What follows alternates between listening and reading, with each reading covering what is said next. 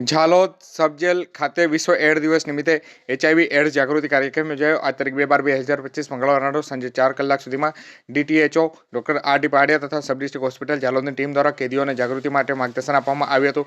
1 December વિશ્વ add દિવસ નિમિત્તે જે સમગ્ર સપ્તાહ દરમિયાન આરોગ્ય વિભાગ દ્વારા વિવિધ કાર્યક્રમોનું આયોજન કરવામાં આવી રહ્યું છે।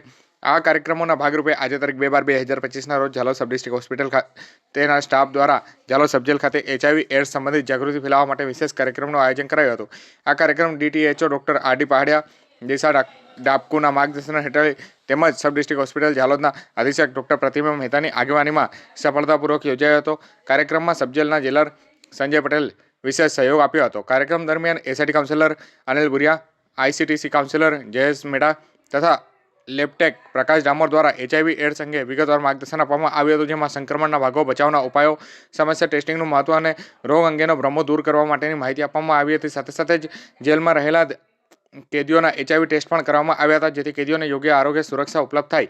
આ કાર્યક્રમમાં વિહાન પ્રોજેક્ટ તરફથી મુત્તલ ભાભોર પણ સક્રિય સહભાગિતા દર્શાવી હતી। આ જાગૃતિ કાર્યક્રમથી કેદીઓને એચઆઈવી એડ્સ અંગે સચોટ જાણકારી, સ્વાસ્થ્ય પ્રતિ જરૂરિયાતો અંગે સમજણ અને આરોગ્ય વિષયક જવાબદારી વિકસાવવામાં મદદ મળી હતી।